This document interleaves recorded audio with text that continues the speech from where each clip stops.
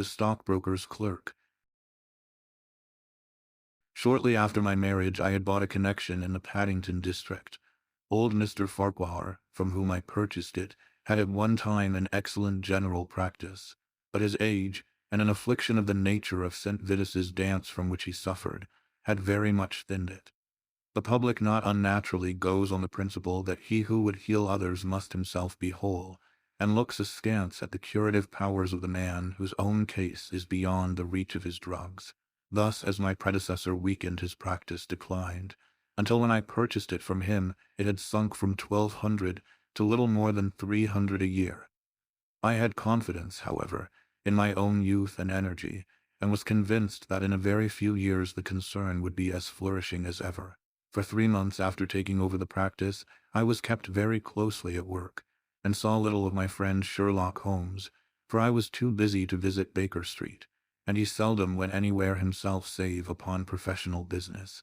I was surprised, therefore, when, one morning in June, as I sat reading the British Medical Journal after breakfast, I heard a ring at the bell, followed by the high, somewhat strident tones of my old companion's voice. "Ah, my dear Watson," said he, striding into the room, "I am very delighted to see you. I trust that Mrs. Watson has entirely recovered from all the little excitements connected with our adventure of the Sign of 4. "Thank you, we are both very well," said I, shaking him warmly by the hand. "And I hope, also," he continued, sitting down in the rocking-chair, "that the cares of medical practice have not entirely obliterated the interest which you used to take in our little deductive problems." "On the contrary," I answered, "it was only last night that I was looking over my old notes and classifying some of our past results. I trust that you don't consider your collection closed." "Not at all. I should wish nothing better than to have some more of such experiences. Today, for example. Yes, today, if you like, and as far off as Birmingham, certainly, if you wish it. And the practice? I do my neighbor's when he goes. He is always ready to work off the debt." "Ha, nothing could be better," said Holmes, leaning back in his chair and looking keenly at me from under his half-closed lids. "I perceive that you have been unwell lately. Summer colds are always a little trying. I was confined to the house by a severe chill for 3 days last week. I thought, however, that I had cast off every trace of it." "So you have. You look remarkably robust. How, then, did you know of it? My dear fellow, you know my methods. You deduced it, then? Certainly. And from what? From your slippers." I glanced down at the new patent leathers which I was wearing. "How on earth—" I began, but Holmes answered my question before it was asked. "Your slippers are new," he said. "You could not have had them more than a few weeks. The soles which you are at this moment presenting to me are slightly scorched. For a moment I thought they might have got wet and been burned in the drying. But near the instep there is a small circular wafer of paper with the shopman's hieroglyphics upon it. Damp would of course have removed this. You had then been sitting with your feet outstretched to the fire, which a man would hardly do even in so wet a June as this if he were in his full health." Like all Holmes's, reasoning the thing seemed simplicity itself when it was once explained. He read the thought upon my features, and his smile had a tinge of bitterness. "I am afraid that I rather give myself away when I explain," said he. "Results without causes are much more impressive. You are ready to come to Birmingham, then?" "Certainly. What is the case?" "You shall hear it all in the train. My client is outside in a four-wheeler. Can you come at once?" "In an instant."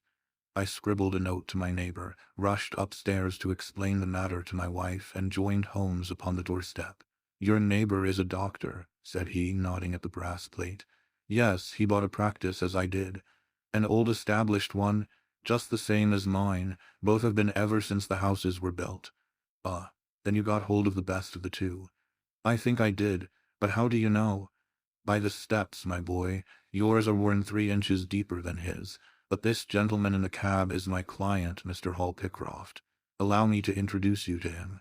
Whip your horse up, cabby, for we have only just time to catch our train." The man whom I found myself facing was a well-built, fresh-complexioned young fellow, with a frank, honest face and a slight, crisp, yellow mustache.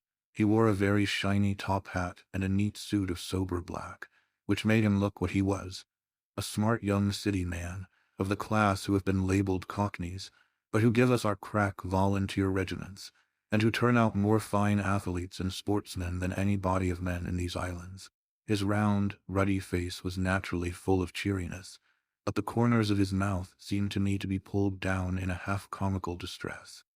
It was not, however, until we were all in a first-class carriage and well started upon our journey to Birmingham that I was able to learn what the trouble was which had driven him to Sherlock Holmes. "We have a clear run here of 70 minutes, Holmes remarked. "I want you, Mr. Hall Pycroft, to tell my friend your very interesting experience exactly as you have told it to me, or with more detail if possible. It will be of use to me to hear the succession of events again. It is a case, Watson, which may prove to have something in it, or may prove to have nothing, but which, at least, presents those unusual and outre features which are as dear to you as they are to me. Now, Mr. Pycroft, I shall not interrupt you again." Our young companion looked at me with a twinkle in his eye. "The worst of the story is," said he, "that I show myself up as such a confounded fool. Of course it may work out all right, and I don't see that I could have done otherwise. But if I have lost my crib and get nothing in exchange, I shall feel what a soft Johnny I have been. I'm not very good at telling a story, Dr. Watson, but it is like this with me. I used to have a billet at Coxon and Woodhouse of Draper's Gardens, but they were let in early in the spring through the Venezuelan loan, as no doubt you remember, and came a nasty cropper. I had been with them 5 years, and old Coxon gave me a ripping good testimonial when the smash came. But of course we clerks were all turned adrift, the 27 of us. I tried here and tried there, but there were lots of other chaps on the same lay as myself, and it was a perfect frost for a long time. I had been taking £3 a week at Coxon's, and I had saved about 70 of them, but I soon worked my way through that and out at the other end. I was fairly at the end of my tether at last, and could hardly find the stamps to answer the advertisements or the envelopes to stick them to. I had worn out my boots paddling up office stairs, and I seemed just as far from getting a billet as ever. At last I saw a vacancy at Mawson and Williams, the great stockbroking firm in Lombard Street. I dare say EC is not much in your line, but I can tell you that this is about the richest house in London. The advertisement was to be answered by letter only. I sent in my testimonial and application, but without the least hope of getting it. Back came an answer by return, saying that if I would appear next Monday I might take over my new duties at once, provided that my appearance was satisfactory. No one knows how these things are worked. Some people say that the manager just plunges his hand into the heap and takes the first that comes. Anyhow, it was my innings that time, and I don't ever wish to feel better pleased. The screw was £1 a week rise, and the duties just about the same as at Coxon's. And now I come to the queer part of the business. I was in diggings out Hampstead Way, 17, Potter's Terrace. Well, I was sitting doing a smoke that very evening after I had been promised the appointment, when up came my landlady with a card which had Arthur Pinner, financial agent, printed upon it. I had never heard the name before and could not imagine what he wanted with me, but of course I asked her to show him up.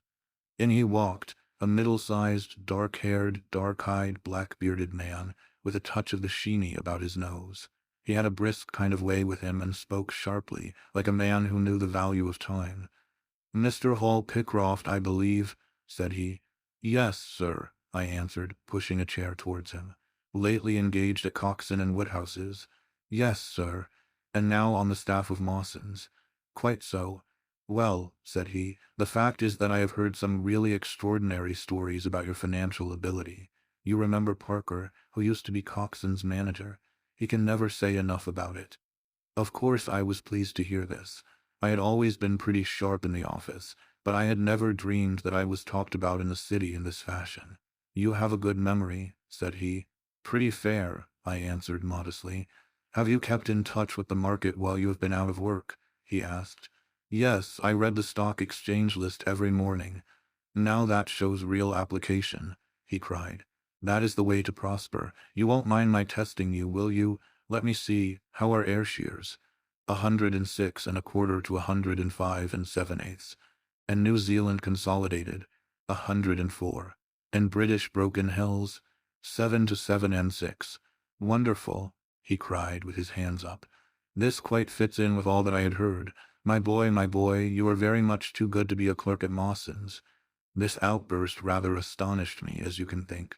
"Well," said I, "other people don't think quite so much of me as you seem to do, Mr. Pinner. I had a hard enough fight to get this berth, and I am very glad to have it." "Pooh, man, you should soar above it. You are not in your true sphere. Now I'll tell you how it stands with me. What I have to offer is little enough when measured by your ability, but when compared with Mawson's, it's light to dark. Let me see. When do you go to Mawson's?" "On Monday." "Ha ha. I think I would risk a little sporting flutter that you don't go there at all." "Not go to Mawson's?" "No, sir. By that day you will be the business manager of the Franco-Midland Hardware Company, Limited, with 134 branches in the towns and villages of France, not counting one in Brussels and one in San Remo." This took my breath away. "I never heard of it," said I. "Very likely not. It has been kept very quiet, for the capital was all privately subscribed, and it's too good a thing to let the public into. My brother, Harry Pinner, is promoter, and joins the board after allotment as managing director. He knew I was in the swim down here, and asked me to pick up a good man cheap. A young, pushing man with plenty of snap about him. Parker spoke of you, and that brought me here tonight. We can only offer you a beggarly 500 to start with." "500 a year," I shouted. "Only that at the beginning. But you are to have an overriding commission of 1% on all business done by your agents, and you may take my word for it that this will come to more than your salary. But I know nothing about hardware." "Tut, my boy, you know about figures." My head buzzed, and I could hardly sit still in my chair, but suddenly a little chill of doubt came upon me.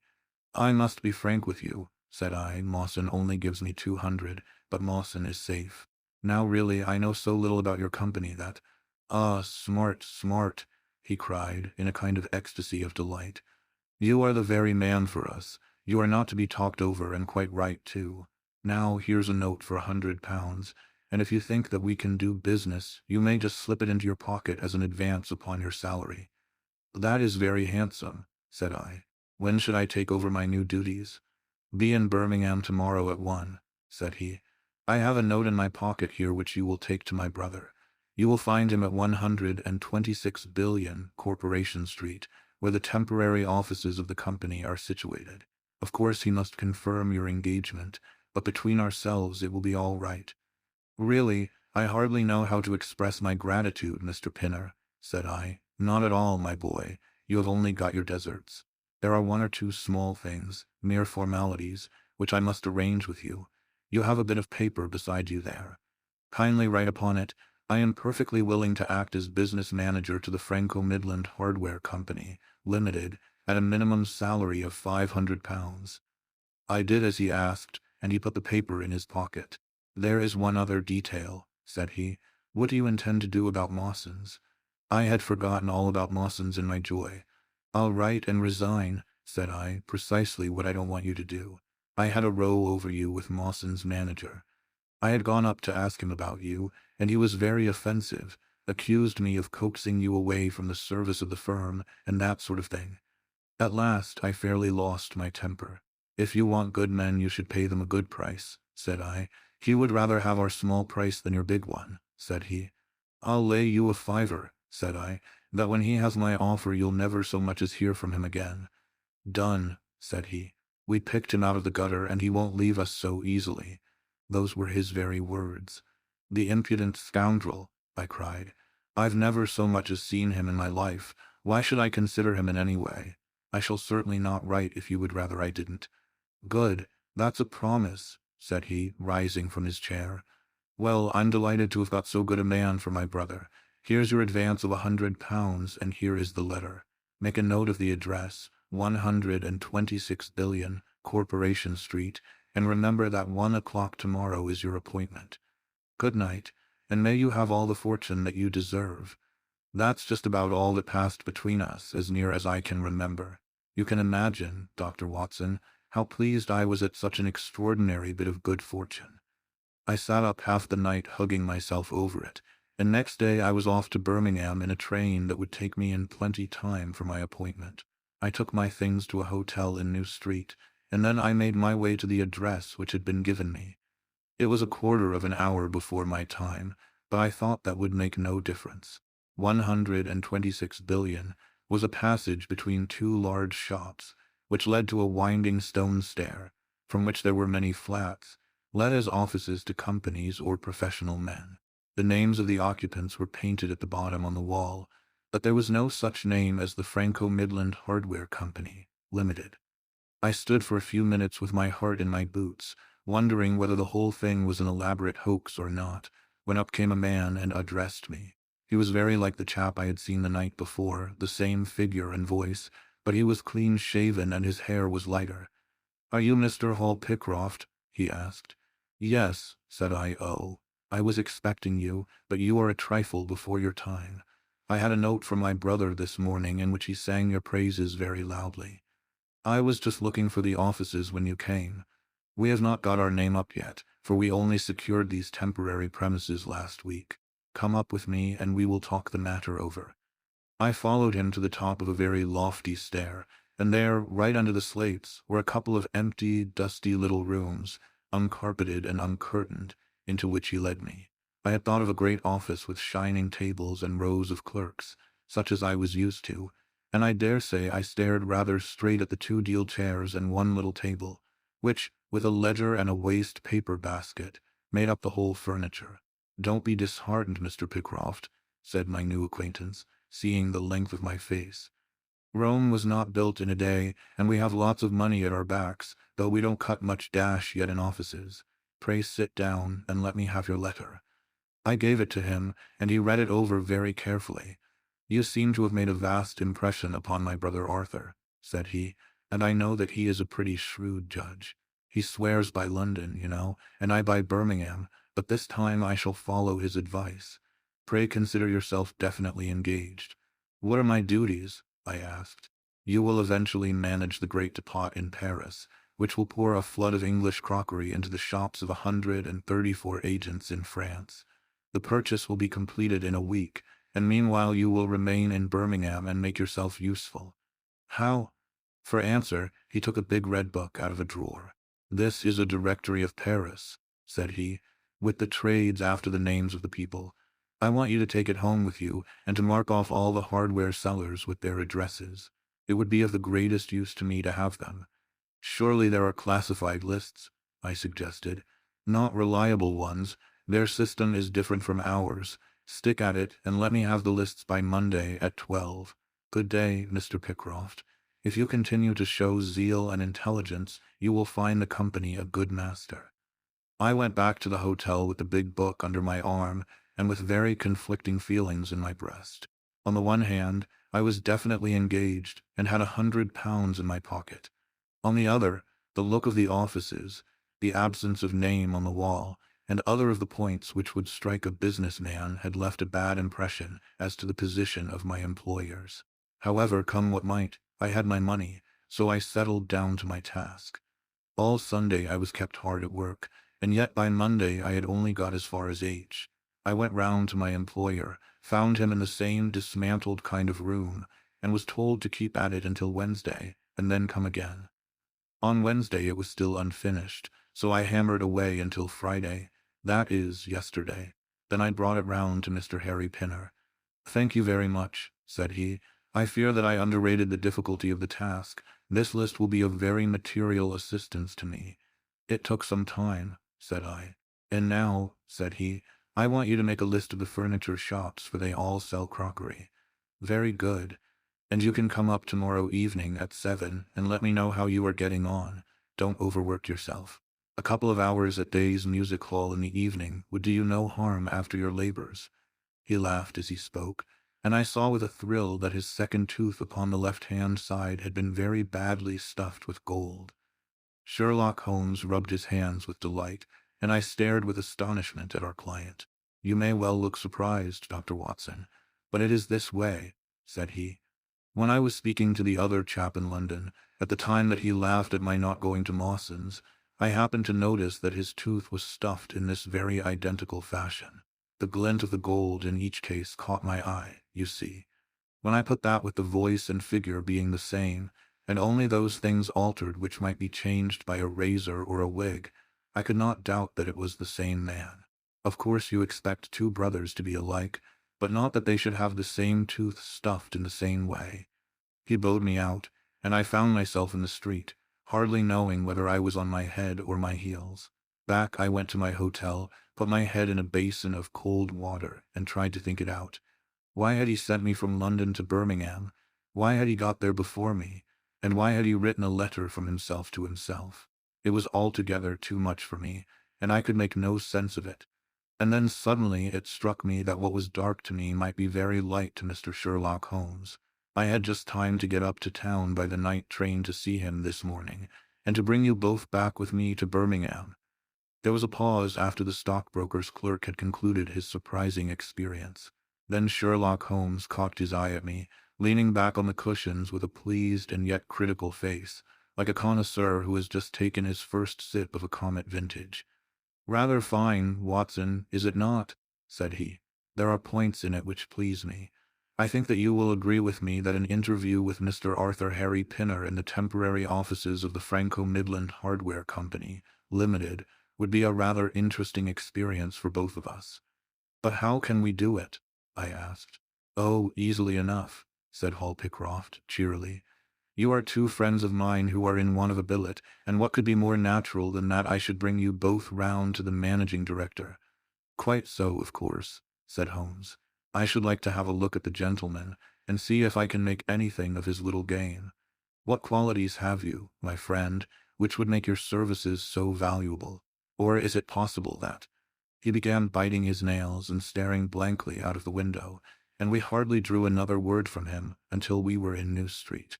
At 7 o'clock that evening we were walking, the three of us, down Corporation Street to the company's offices. "It is no use our being at all before our time," said our client. "He only comes there to see me, apparently, for the place is deserted up to the very hour he names." "That is suggestive," remarked Holmes. "By Jove, I told you so," cried the clerk. "That's he walking ahead of us there." He pointed to a smallish, dark, well-dressed man who was bustling along the other side of the road. As we watched him, he looked across at a boy who was bawling out the latest edition of the evening paper, and running over among the cabs and buses, he bought one from him. Then, clutching it in his hand, he vanished through a doorway. "There he goes," cried Hall Pycroft. "These are the company's offices into which he has gone. Come with me, and I'll fix it up as easily as possible." Following his lead, we ascended 5 stories until we found ourselves outside a half-opened door at which our client tapped. A voice within bade us enter, and we entered a bare, unfurnished room such as Hall Pycroft had described. At the single table sat the man whom we had seen in the street, with his evening paper spread out in front of him, and as he looked up at us, it seemed to me that I had never looked upon a face which bore such marks of grief, and of something beyond grief, of a horror such as comes to few men in a lifetime. His brow glistened with perspiration, his cheeks were of the dull, dead white of a fish's belly, and his eyes were wild and staring. He looked at his clerk as though he failed to recognize him, and I could see by the astonishment depicted upon our conductor's face that this was by no means the usual appearance of his employer. "You look ill, Mr. Pinner," he exclaimed. "Yes, I am not very well," answered the other, making obvious efforts to pull himself together, and licking his dry lips before he spoke. "Who are these gentlemen whom you have brought with you?" "One is Mr. Harris of Bermondsey, and the other is Mr. Price of this town," said our clerk, glibly. "They are friends of mine and gentlemen of experience, but they have been out of a place for some little time, and they hoped that perhaps you might find an opening for them in the company's employment." "Very possibly, very possibly," cried Mr. Pinner with a ghastly smile. "Yes, I have no doubt that we shall be able to do something for you. What is your particular line, Mr. Harris?" "I am an accountant," said Holmes. "Ah, yes, we shall want something of the sort.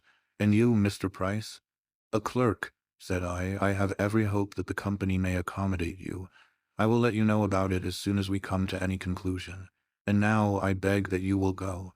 For God's sake, leave me to myself." These last words were shot out of him, as though the constraint which he was evidently setting upon himself had suddenly and utterly burst asunder. Holmes and I glanced at each other, and Hall Pycroft took a step towards the table. "You forget, Mr. Pinner, that I am here by appointment to receive some directions from you," said he. "Certainly, Mr. Pycroft, certainly," the other resumed in a calmer tone. "You may wait here a moment, and there is no reason why your friends should not wait with you. I will be entirely at your service in 3 minutes, if I might trust this upon your patience so far." He rose with a very courteous air, and bowing to us, he passed out through a door at the farther end of the room, which he closed behind him. "What now?" whispered Holmes. "Is he giving us the slip?" "Impossible," answered Pycroft. "Why so? That door leads into an inner room. There is no exit. None. Is it furnished? It was empty yesterday. Then what on earth can he be doing? There is something which I don't understand in this manner. If ever a man was 3 parts mad with terror, that man's name is Pinner. What can have put the shivers on him?" "He suspects that we are detectives," I suggested. "That's it," cried Pycroft. Holmes shook his head. "He did not turn pale. He was pale when we entered the room," said he. "It is just possible that—" His words were interrupted by a sharp rat-tat from the direction of the inner door. "What the deuce is he knocking at his own door for?" cried the clerk. Again and much louder came the rat-tat-tat. We all gazed expectantly at the closed door. Glancing at Holmes, I saw his face turn rigid, and he leaned forward in intense excitement. Then suddenly came a low guggling, gargling sound, and a brisk drumming upon woodwork. Holmes sprang frantically across the room and pushed at the door. It was fastened on the inner side. Following his example, we threw ourselves upon it with all our weight. One hinge snapped, then the other, and down came the door with a crash. Rushing over it, we found ourselves in the inner room. It was empty, but it was only for a moment that we were at fault. At one corner, the corner nearest the room which we had left, there was a second door. Holmes sprang to it and pulled it open.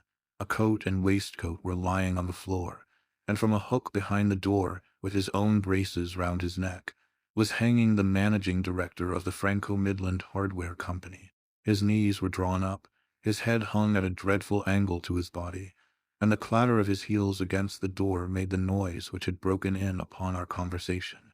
In an instant I had caught him round the waist, and held him up while Holmes and Pycroft untied the elastic bands which had disappeared between the livid creases of skin. Then we carried him into the other room, where he lay with a clay-colored face, puffing his purple lips in and out with every breath, a dreadful wreck of all that he had been but 5 minutes before.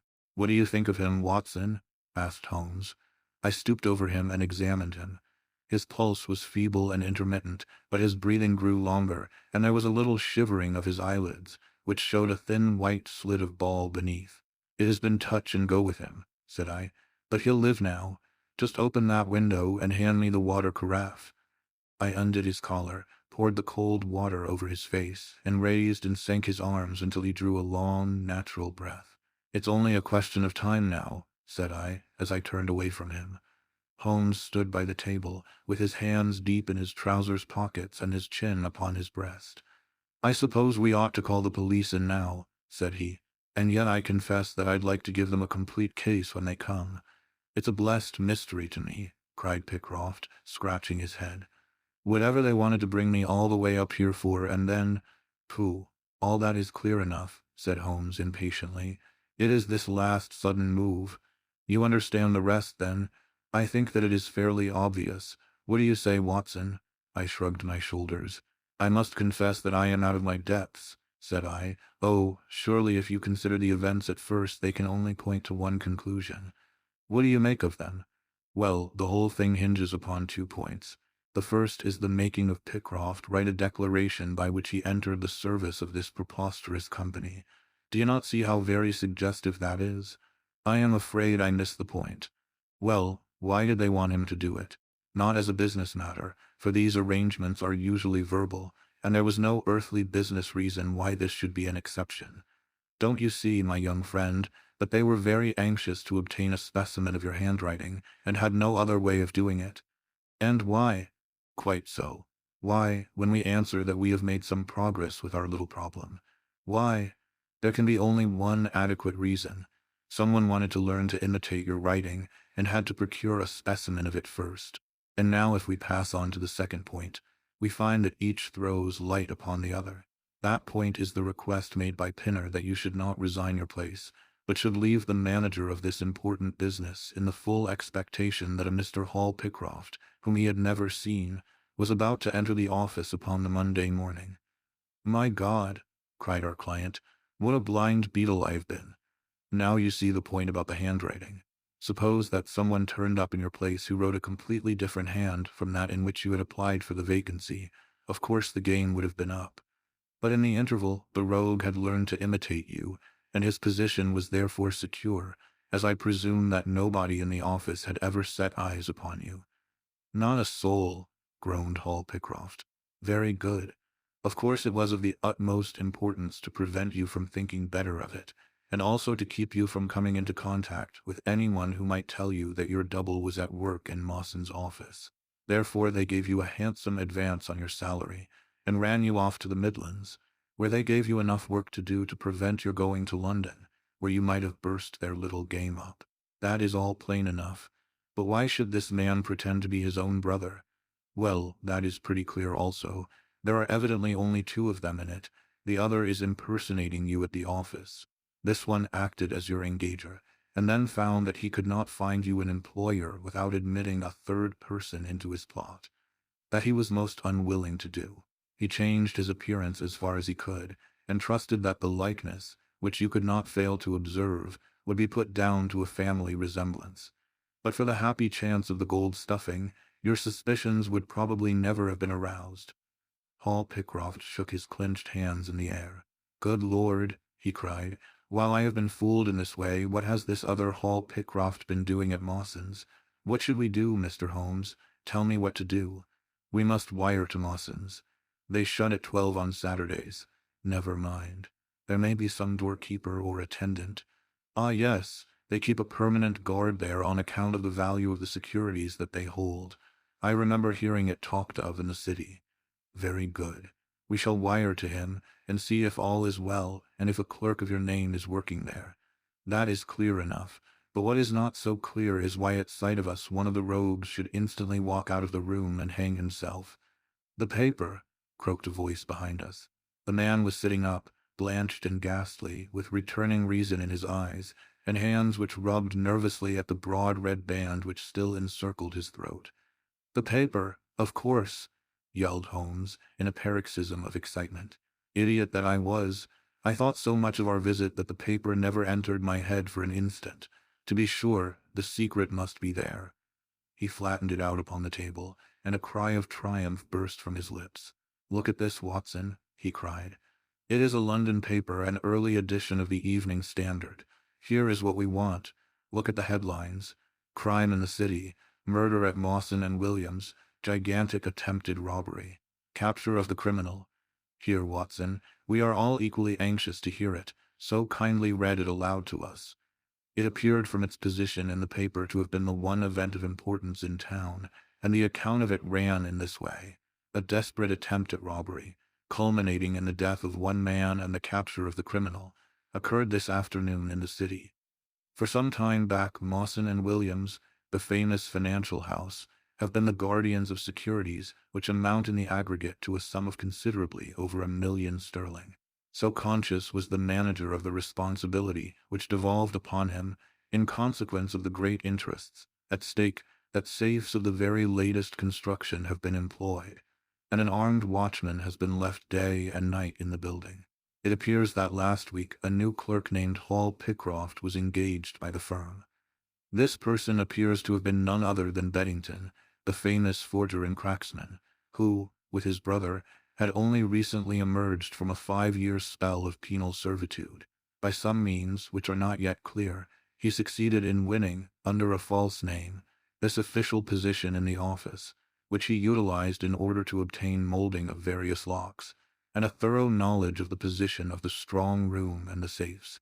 It is customary at Mawson's for the clerks to leave at midday on Saturday. Sergeant Tewson, of the city police, was somewhat surprised, therefore, to see a gentleman with a carpet bag come down the steps at 20 minutes past 1. His suspicions being aroused, the sergeant followed the man, and with the aid of Constable Pollock succeeded, after a most desperate resistance, in arresting him. It was at once clear that a daring and gigantic robbery had been committed. nearly £100,000 worth of American railway bonds, with a large amount of scrip in other mines and companies, was discovered in the bag. On examining the premises, the body of the unfortunate watchman was found doubled up and thrust into the largest of the safes, where it would not have been discovered until Monday morning had it not been for the prompt action of Sergeant Tucson. The man's skull had been shattered by a blow from a poker delivered from behind. There could be no doubt that Beddington had obtained entrance by pretending that he had left something behind him, and having murdered the watchman, rapidly rifled the large safe, and then made off with his booty. His brother, who usually works with him, has not appeared in this job as far as can at present be ascertained, although the police are making energetic inquiries as to his whereabouts. "Well, we may save the police some little trouble in that direction," said Holmes, glancing at the haggard figure huddled up by the window. "Human nature is a strange mixture, Watson.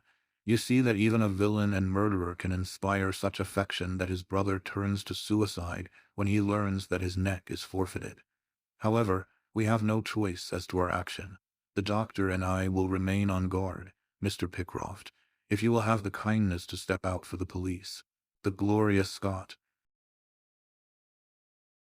"I have some papers here," said my friend Sherlock Holmes, as we sat one winter's night on either side of the fire, "which I really think, Watson, that it would be worth your while to glance over. These are the documents in the extraordinary case of the Gloria Scott, and this is the message which struck Justice of the Peace Trevor dead with horror when he read it." He had picked from a drawer a little tarnished cylinder, and undoing the tape, he handed me a short note scrawled upon a half-sheet of slate-gray paper.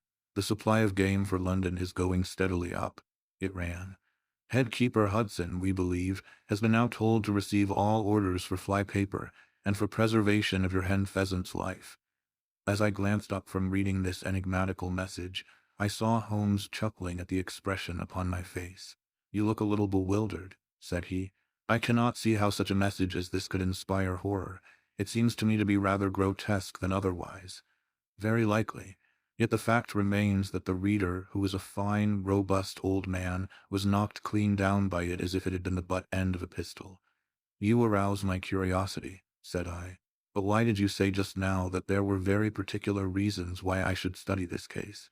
"Because it was the first in which I was ever engaged."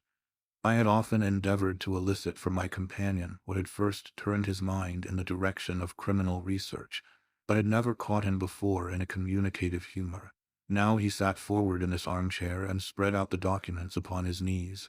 Then he lit his pipe and sat for some time smoking and turning them over. "You never heard me talk of Victor Trevor?" he asked. "He was the only friend I made during the 2 years I was at college. I was never a very sociable fellow, Watson, always rather fond of moping in my rooms and working out my own little methods of thought, so that I never mixed much with the men of my year.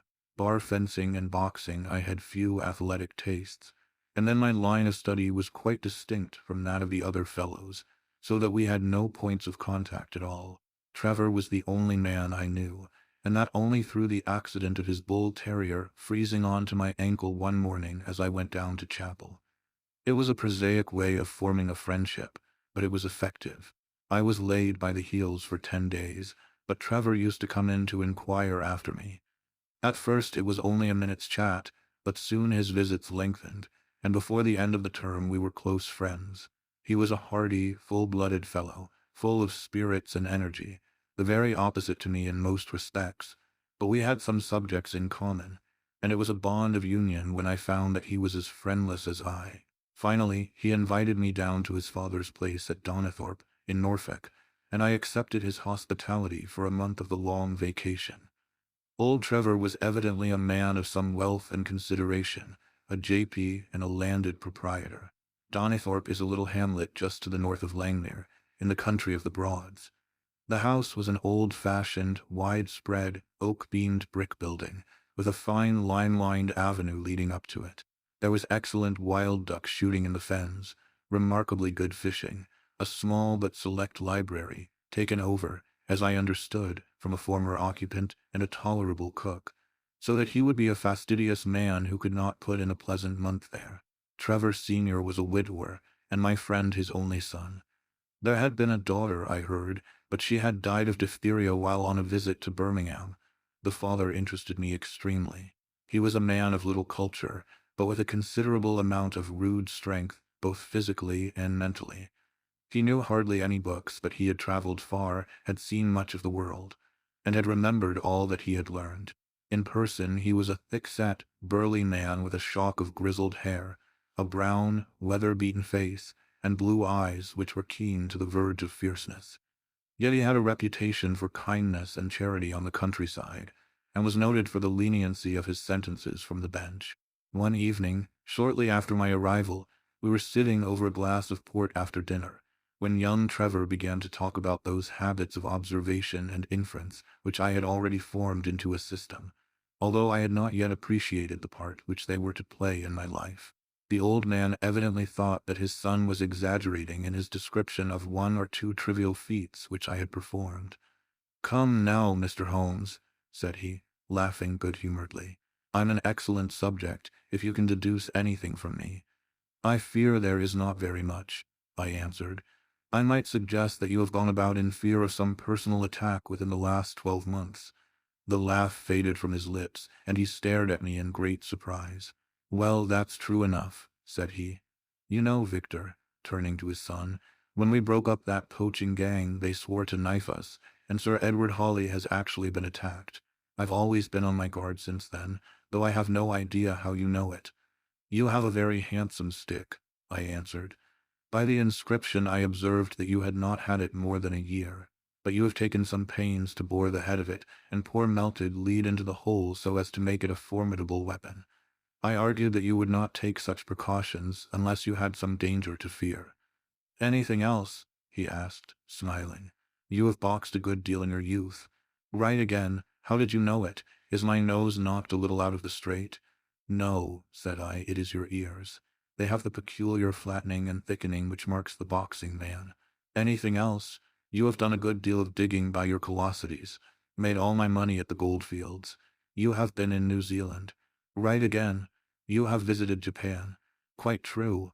And you have been most intimately associated with someone whose initials were J. A. and whom you afterwards were eager to entirely forget." Mr. Trevor stood slowly up, fixed his large blue eyes upon me with a strange, wild stare, and then pitched forward, with his face among the nutshells which strewed the cloth, in a dead faint. You can imagine, Watson, how shocked both his son and I were. His attack did not last long, however, for when we undid his collar, and sprinkled the water from one of the finger-glasses over his face, he gave a gasp or two and sat up. "Ah, boys," said he, forcing a smile, "I hope I haven't frightened you. Strong as I look, there is a weak place in my heart, and it does not take much to knock me over. I don't know how you manage this, Mr. Holmes, but it seems to me that all the detectives of fact and of fancy would be children in your hands. That's your line of life, sir, and you may take the word of a man who has seen something of the world." And that recommendation, with the exaggerated estimate of my ability with which he prefaced it, was, if you will believe me, Watson, the very first thing which ever made me feel that a profession might be made out of what had up to that time been the merest hobby. At the moment, however, I was too much concerned at the sudden illness of my host to think of anything else. "I hope that I have said nothing to pain you," said I. "Well, you certainly touched upon rather a tender point. Might I ask how you know and how much you know?" He spoke now in a half-jesting fashion, but a look of terror still lurked at the back of his eyes. "It is simplicity itself," said I. "When you bared your arm to draw that fish into the boat, I saw that J.A. had been tattooed in the bend of the elbow." The letters were still legible, but it was perfectly clear from their blurred appearance, and from the staining of the skin round them, that efforts had been made to obliterate them. It was obvious, then, that those initials had once been very familiar to you, and that you had afterwards wished to forget them. "What an eye you have!" he cried, with a sigh of relief. "It is just as you say, but we won't talk of it. Of all ghosts, the ghosts of our old lovers are the worst. Come into the billiard-room and have a quiet cigar." From that day, amid all his cordiality, there was always a touch of suspicion in Mr. Trevor's manner towards me. Even his son remarked it. "You've given the governor such a turn," said he, "that he'll never be sure again of what you know and what you don't know." He did not mean to show it, I am sure, but it was so strongly in his mind that it peeped out at every action. At last I became so convinced that I was causing him uneasiness that I drew my visit to a close. On the very day, however, before I left, an incident occurred which proved in the sequel to be of importance.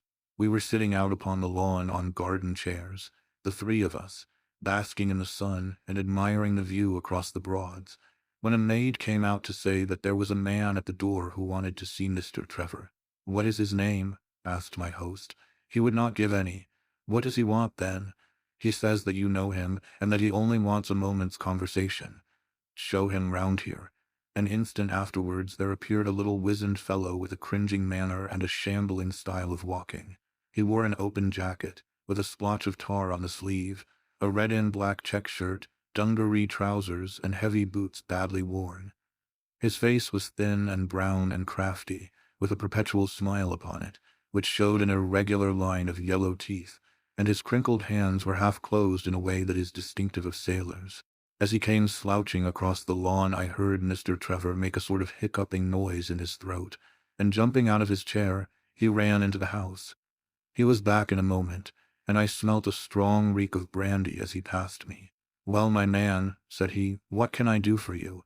The sailor stood looking at him with puckered eyes and with the same loose-lipped smile upon his face. "You don't know me?" he asked. "Why, dear me, it is surely Hudson," said Mr. Trevor in a tone of surprise. "Hudson it is, sir," said the seaman. "Why, it's 30 year and more since I saw you last. Here you are in your house, and me still picking my salt meat out of the harness cask." "Tut, you will find that I have not forgotten old times," cried Mr. Trevor, and walking towards the sailor, he said something in a low voice. "Go into the kitchen," he continued out loud, "and you will get food and drink. I have no doubt that I shall find you a situation." "Thank you, sir," said the seaman, touching his forelock. "I'm just off a 2-yearer in an 8-knot tramp, short-handed at that, and I want a rest. I thought I'd get it either with Mr. Beddoes or with you." "Ah," cried Trevor, "you know where Mr. Beddoes is?" "Bless you, sir, I know where all my old friends are," said the fellow with a sinister smile, and he slouched off after the maid to the kitchen. Mr. Trevor mumbled something to us about having been shipmate with the man when he was going back to the diggings, and then, leaving us on the lawn, he went indoors. An hour later, when we entered the house, we found him stretched dead drunk upon the dining-room sofa.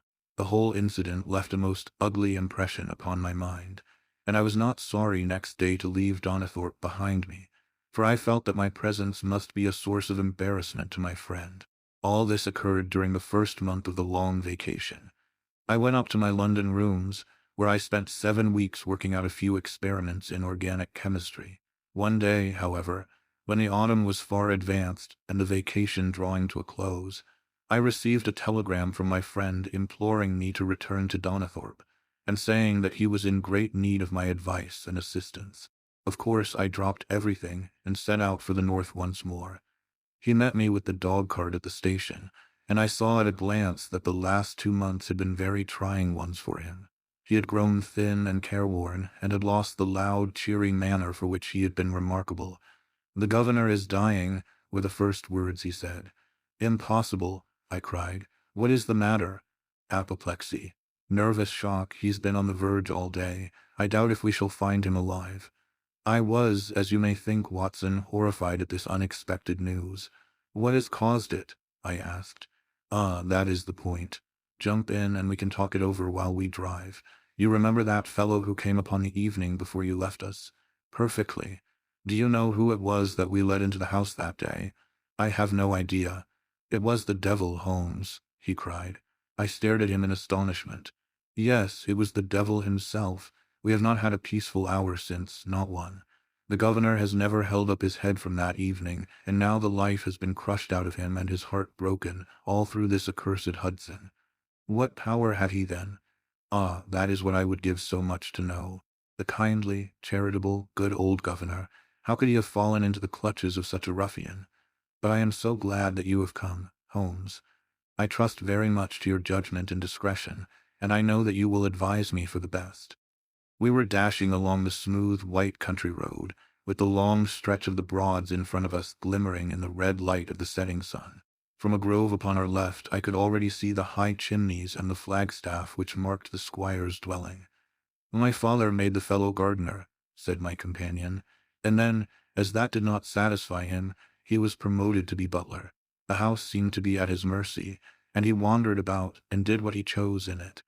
The maids complained of his drunken habits and his vile language. The dad raised their wages all round to recompense them for the annoyance. The fellow would take the boat and my father's best gun, and treat himself to little shooting trips.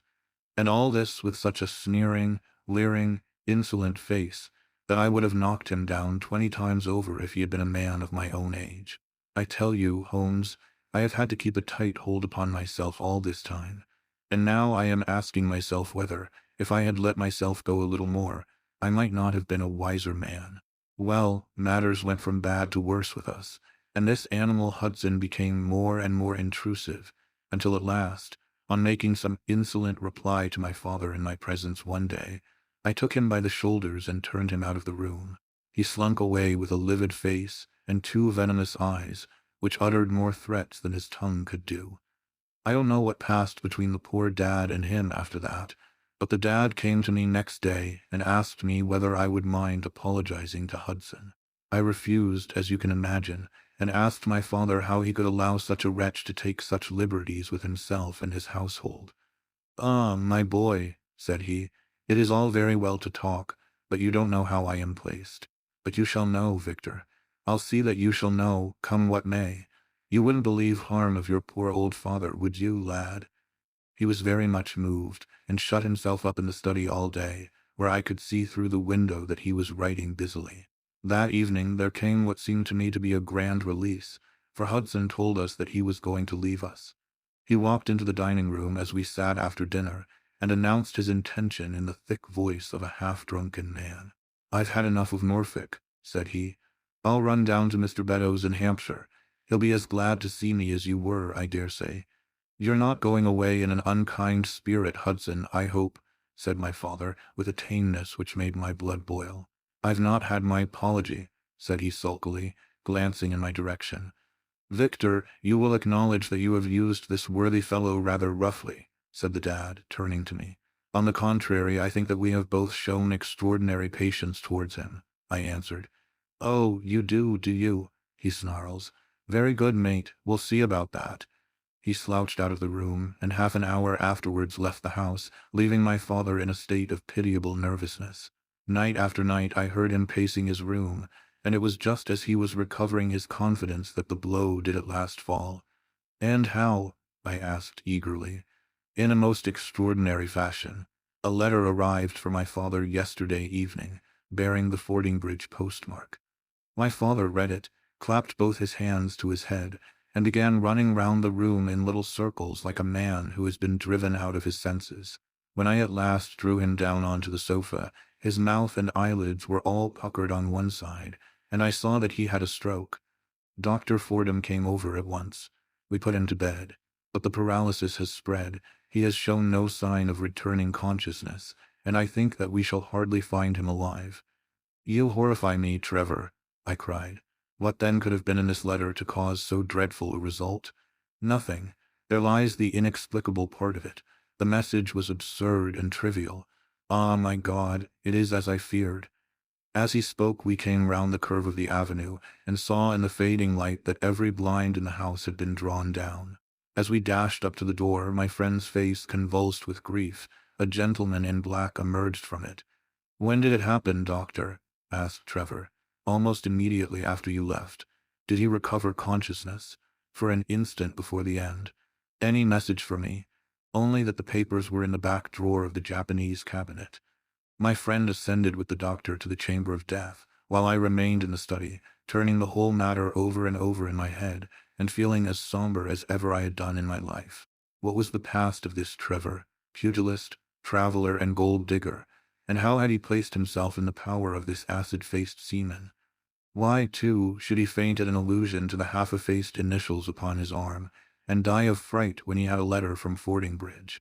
Then I remembered that Fordingbridge was in Hampshire, and that this Mr. Beddoes, whom the seaman had gone to visit and presumably to blackmail, had also been mentioned as living in Hampshire. The letter, then, might either come from Hudson, the seaman, saying that he had betrayed the guilty secret which appeared to exist, or it might come from Beddoes, warning an old confederate that such a betrayal was imminent. So far it seemed clear enough. But then how could this letter be trivial and grotesque, as described by the son? He must have misread it. If so, it must have been one of those ingenious secret codes which mean one thing while they seem to mean another. I must see this letter. If there were a hidden meaning in it, I was confident that I could pluck it forth. For an hour I sat pondering over it in the gloom, until at last a weeping maid brought in a lamp, and close at her heels came my friend Trevor, pale but composed, with these very papers which lie upon my knee held in his grasp.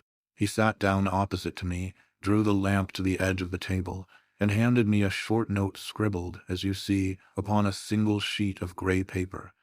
The supply of game for London is going steadily up, it ran. Headkeeper Hudson, we believe, has been now told to receive all orders for fly paper, and for preservation of your hen pheasant's life. I dare say my face looked as bewildered as yours did just now when first I read this message. Then I reread it very carefully. It was evidently as I had thought, and some secret meaning must lie buried in this strange combination of words. Or could it be that there was a prearranged significance to such phrases as fly paper and hen pheasant? Such a meaning would be arbitrary and could not be deduced in any way. And yet I was loath to believe that this was the case, and the presence of the word Hudson seemed to show that the subject of the message was as I had guessed, and that it was from Beddoes rather than the sailor. I tried it backwards, but the combination life pheasant's hen was not encouraging. Then I tried alternate words, but neither the of for nor supply game London promised to throw any light upon it. And then in an instant the key of the riddle was in my hands, and I saw that every third word, beginning with the first, would give a message which might well drive old Trevor to despair. It was short and terse, the warning, as I now read it to my companion. The game is up. Hudson has told all. Fly for your life.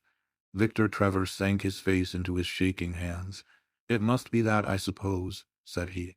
This is worse than death, for it means disgrace as well. But what is the meaning of these headkeepers and hen pheasants? It means nothing to the message, but it might mean a good deal to us if we had no other means of discovering the sender.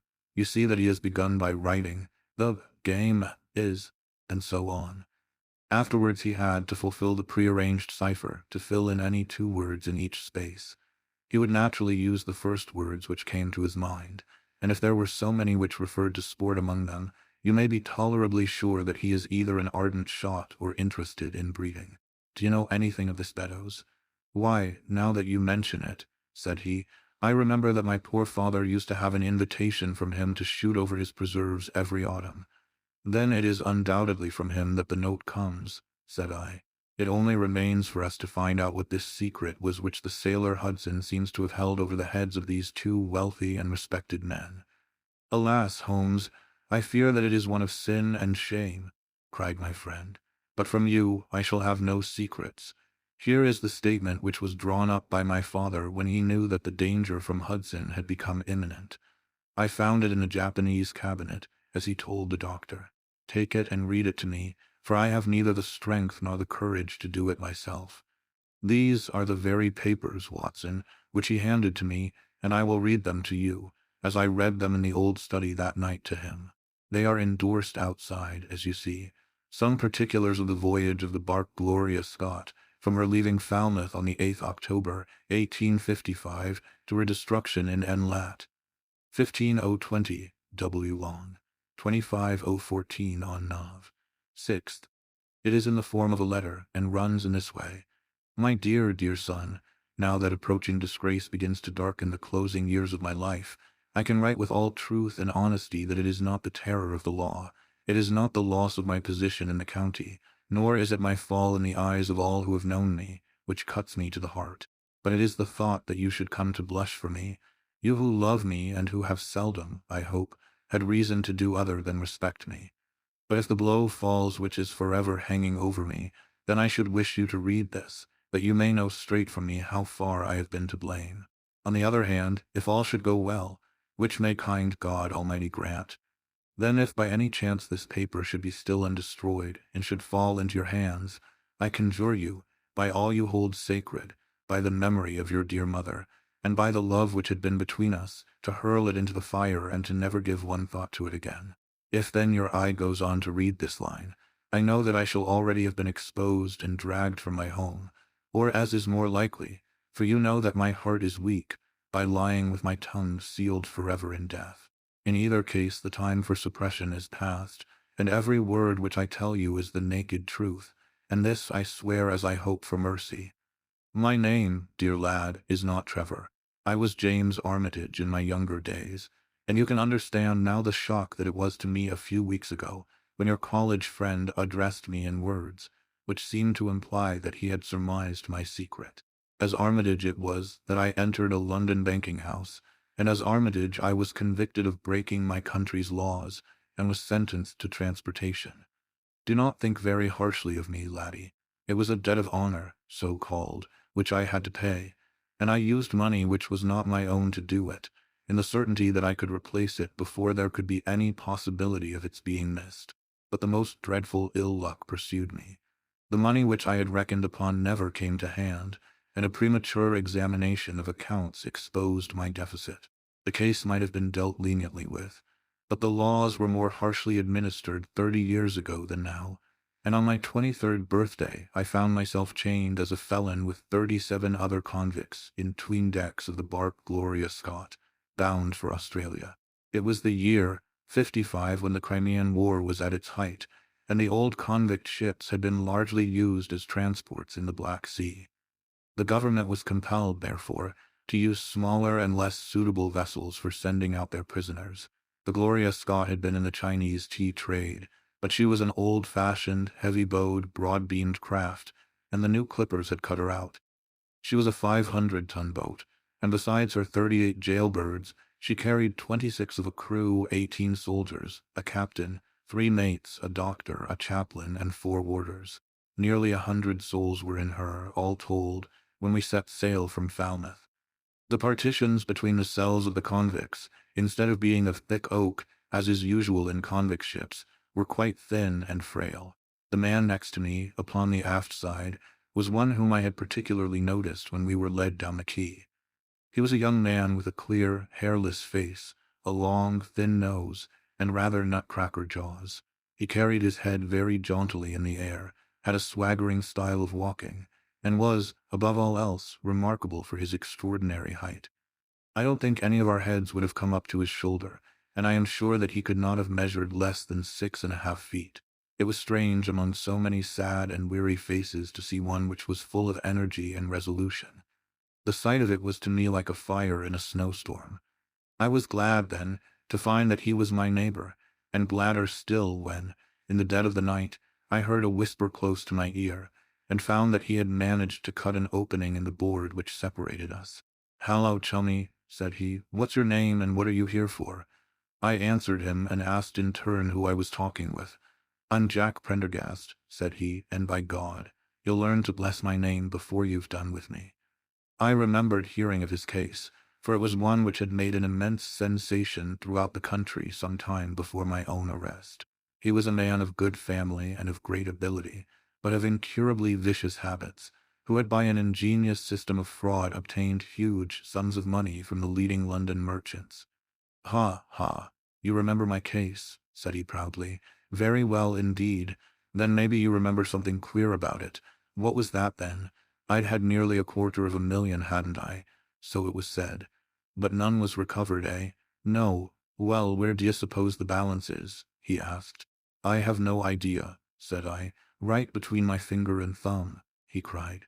"By God, I've got more pounds to my name than you've hairs on your head, and if you've money, my son, and know how to handle it and spread it, you can do anything. Now, you don't think it likely that a man who could do anything is going to wear his breeches out sitting in the stinking hold of a rat-gutted, beetle-ridden, mouldy old coffin of a China coaster? No, sir, such a man will look after himself and will look after his chums. You may lay to that. You hold on to him, and you may kiss the book that he'll haul you through." That was his style of talk, and at first I thought it meant nothing. But after a while, when he had tested me and sworn me in with all possible solemnity, he let me understand that there really was a plot to gain command of the vessel. A dozen of the prisoners had hatched it before they came aboard. Prendergast was the leader, and his money was the motive power. "I'd a partner," said he, "a rare good man, as true as a stock to a barrel. He's got the dibs, he has, and where do you think he is at this moment? Why, he's the chaplain of this ship, the chaplain, no less. He came aboard with a black coat, and his papers right, and money enough in his box to buy the thing right up from keel to main truck. The crew are his, body and soul. He could buy 'em at so much a gross with a cash discount, and he did it before ever they signed on. He's got two of the warders and Mercer, the second mate, and he'd get the captain himself if he thought him worth it." "What are we to do, then?" I asked. "What do you think?" said he. "We'll make the coats of some of these soldiers redder than ever the tailor did." "But they are armed," said I, "and so shall we be, my boy. There's a brace of pistols for every mother's son of us, and if we can't carry this ship, with the crew at our back, it's time we were all sent to a young Mrs. boarding school. You speak to your mate upon the left tonight, and see if he is to be trusted." I did so, and found my other neighbor to be a young fellow in much the same position as myself, whose crime had been forgery. His name was Evans, but he afterwards changed it, like myself, and he is now a rich and prosperous man in the south of England. He was ready enough to join the conspiracy as the only means of saving ourselves, and before we had crossed the bay there were only two of the prisoners who were not in the secret. One of these was of weak mind, and we did not dare to trust him, and the other was suffering from jaundice, and could not be of any use to us. From the beginning there was really nothing to prevent us from taking possession of the ship. The crew were a set of ruffians, specially picked for the job. The sham chaplain came into our cells to exhort us, carrying a black bag, supposed to be full of tracts, and so often did he come that by the third day we had each stowed away at the foot of our beds a file, a brace of pistols, a pound of powder, and 20 slugs. Two of the warders were agents of Prendergast, and the second mate was his right-hand man. The captain, the two mates, 2 warders, Lieutenant Martin, his 18 soldiers, and the doctor were all that we had against us. Yet, safe as it was, we determined to neglect no precaution, and to make our attack suddenly by night. It came, however, more quickly than we expected, and in this way. One evening, about the 3rd week after our start, the doctor had come down to see one of the prisoners who was ill, and putting his hand down on the bottom of his bunk, he felt the outline of the pistols. If he had been silent, he might have blown the whole thing, but he was a nervous little chap, so he gave a cry of surprise and turned so pale that the man knew what was up in an instant and seized him. He was gagged before he could give the alarm and tied down upon the bed. He had unlocked the door that led to the deck, and we were through it in a rush. The 2 sentries were shot down, and so was a corporal who came running to see what was the matter. There were 2 more soldiers at the door of the stateroom, and their muskets seemed not to be loaded, for they never fired upon us, and they were shot while trying to fix their bayonets. Then we rushed on into the captain's cabin, but as we pushed open the door there was an explosion from within, and there he lay with his brains smeared over the chart of the Atlantic, which was pinned upon the table, while the chaplain stood with a smoking pistol in his hand at his elbow. The 2 mates had both been seized by the crew, and the whole business seemed to be settled. The stateroom was next the cabin, and we flocked in there and flopped down on the settees, all speaking together, for we were just mad with the feeling that we were free once more. There were lockers all round, and Wilson, the sham chaplain, knocked one of them in and pulled out a dozen of brown sherry. We cracked off the necks of the bottles, poured the stuff out into tumblers, and were just tossing them off, when in an instant without warning there came the roar of muskets in our ears, and the saloon was so full of smoke that we could not see across the table. When it cleared again, the place was a shambles. Wilson and 8 others were wriggling on the top of each other on the floor, and the blood and the brown sherry on that table turn me sick now when I think of it. We were so cowed by the sight that I think we should have given the job up if it had not been for Prendergast. He bellowed like a bull and rushed for the door with all that were left alive at his heels. Out we ran, and there on the poop were the lieutenant and 10 of his men. The swing skylights above the saloon table had been a bit open, and they had fired on us through the slit. We got on them before they could load, and they stood to it like men, but we had the upper hand of them, and in 5 minutes it was all over. My God, was there ever a slaughterhouse like that ship? Prendergast was like a raging devil, and he picked the soldiers up as if they had been children and threw them overboard alive or dead. There was one sergeant that was horribly wounded, and yet kept on swimming for a surprising time, until someone in mercy blew out his brains. When the fighting was over, there was no one left of our enemies, except just the warders, the mates, and the doctor. It was over then that the great quarrel arose. There were many of us who were glad enough to win back our freedom, and yet who had no wish to have murder on our souls. It was one thing to knock the soldiers over with their muskets in their hands, and it was another to stand by while men were being killed in cold blood. 8 of us, 5 convicts and 3 sailors, said that we would not see it done, but there was no moving Prendergast and those who were with him. Our only chance of safety lay in making a clean job of it, said he, and he would not leave a tongue with power to wag in a witness box. It nearly came to our sharing the fate of the prisoners, but at last he said that if we wished we might take a boat and go. We jumped at the offer, for we were already sick of these bloodthirsty doings, and we saw that there would be worse before it was done. We were given a suit of sailors' togs each, a barrel of water, 2 casks, one of junk and one of biscuits, and a compass. Prendergast threw us over a chart, told us that we were shipwrecked mariners whose ship had foundered in lat. 15 ON and long 25 OW, and then cut the painter and let us go. And now I come to the most surprising part of my story, my dear son. The seamen had hauled the foreyard aback during the rising, but now as we left them, they brought it square again. And as there was a light wind from the north and east, the bark began to draw slowly away from us. Our boat lay, rising and falling, upon the long, smooth rollers, and Evans and I, who were the most educated of the party, were sitting in the sheets working out our position, and planning what coast we should make for. It was a nice question, for the Cape de Verds were about 500 miles to the north of us, and the African coast about 700 to the east. On the whole, as the wind was coming round to the north, we thought that Sierra Leone might be best, and turned our head in that direction, the bark being at that time nearly hull down on our starboard quarter. Suddenly, as we looked at her, we saw a dense black cloud of smoke shoot up from her, which hung like a monstrous tree upon the skyline. A few seconds later, a roar like thunder burst upon our ears, and as the smoke thinned away, there was no sign left of the Gloria Scott. In an instant, we swept the boat's head round again, and pulled with all our strength for the place where the haze, still trailing over the water, marked the scene of this catastrophe. It was a long hour before we reached it, and at first we feared that we had come too late to save anyone. A splintered boat, and a number of crates and fragments of spars rising and falling on the waves, showed us where the vessel had foundered, but there was no sign of life, and we had turned away in despair when we heard a cry for help, and saw at some distance a piece of wreckage with a man lying stretched across it. When we pulled him aboard the boat, he proved to be a young seaman of the name of Hudson, who was so burned and exhausted that he could give us no account of what had happened until the following morning. It seemed that after we had left, Prendergast and his gang had proceeded to put to death the 5 remaining prisoners. The 2 warders had been shot and thrown overboard, and so also had the 3rd mate. Prendergast then descended into the 'tweendecks, and with his own hands cut the throat of the unfortunate surgeon. There only remained the 1st mate, who was a bold and active man. When he saw the convict approaching him with the bloody knife in his hand, he kicked off his bonds, which he had somehow contrived to loosen, and rushing down the deck he plunged into the after-hold. A dozen convicts, who descended with their pistols in search of him, found him with a matchbox in his hand, seated beside an open powder barrel, which was one of 100 carried on board, and swearing that he would blow all hands up if he were in any way molested.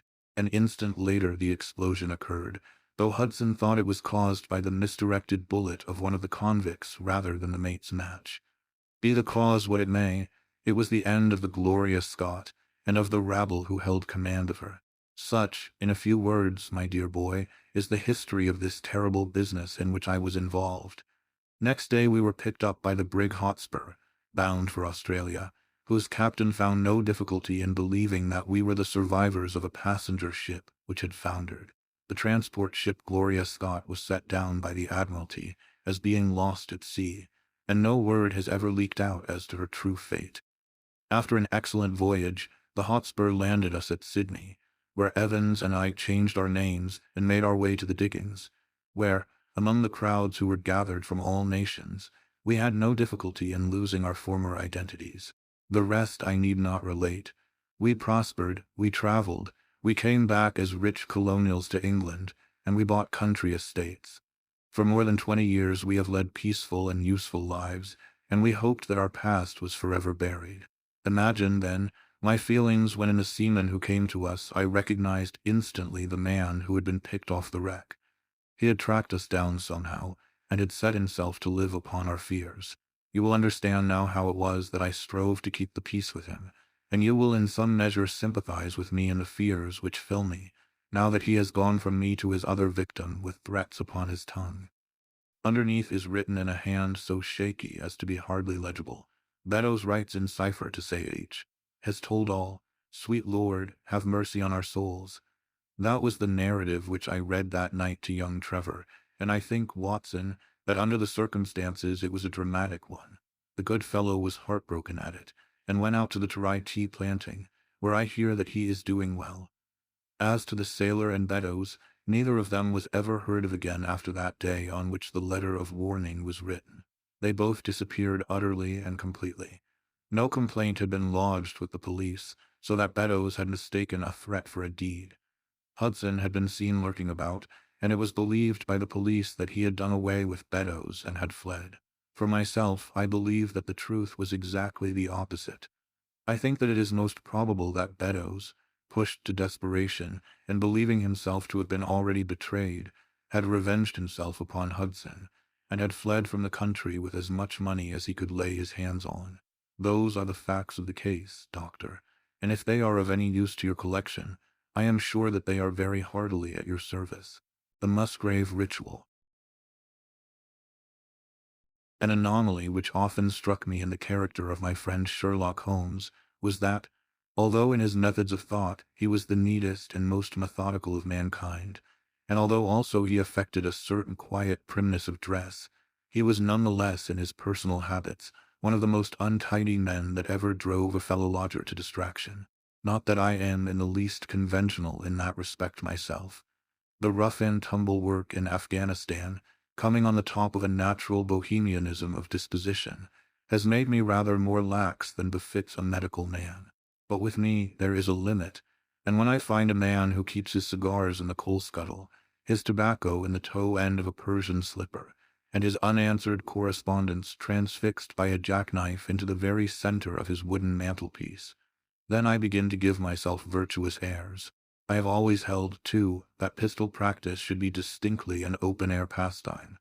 And when Holmes, in one of his queer humors, would sit in an armchair with his hair trigger and 100 boxer cartridges, and proceed to adorn the opposite wall with a patriotic V, R done in bullet pox, I felt strongly that neither the atmosphere nor the appearance of our room was improved by it. Our chambers were always full of chemicals, and of criminal relics which had a way of wandering into unlikely positions, and of turning up in the butter dish or in even less desirable places. But his papers were my great crux. He had a horror of destroying documents, especially those which were connected with his past cases, and yet it was only once in every year or two that he would muster energy to docket and arrange them. For, as I have mentioned somewhere in these incoherent memoirs, the outbursts of passionate energy, when he performed the remarkable feats with which his name is associated, were followed by reactions of lethargy, during which he would lie about with his violin and his books, hardly moving save from the sofa to the table.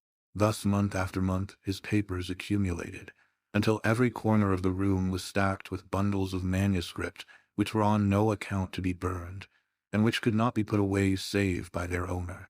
One winter's night, as we sat together by the fire, I ventured to suggest to him that, as he had finished pasting extracts into his commonplace book, he might employ the next 2 hours in making our room a little more habitable. He could not deny the justice of my request, so with a rather rueful face he went off to his bedroom, from which he returned presently pulling a large tin box behind him. This he placed in the middle of the floor, and, squatting down upon a stool in front of it, he threw back the lid. I could see that it was already a third full of bundles of paper, tied up with red tape into separate packages. "There are cases enough here, Watson," said he, looking at me with mischievous eyes. "I think that if you knew all that I had in this box, you would ask me to pull some out instead of putting others in." "These are the records of your early work, then?" I asked. "I have often wished that I had notes of those cases." "Yes, my boy, these were all done prematurely before my biographer had come to glorify me." He lifted bundle after bundle in a tender, caressing sort of way. "They are not all successes, Watson," said he, "but there are some pretty little problems among them.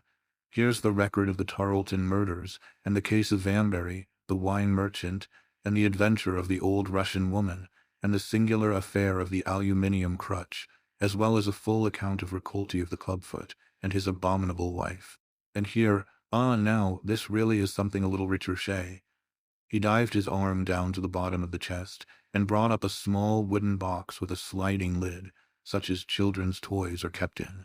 From within he produced a crumpled piece of paper, an old-fashioned brass key, a peg of wood with a ball of string attached to it, and 3 rusty old discs of metal.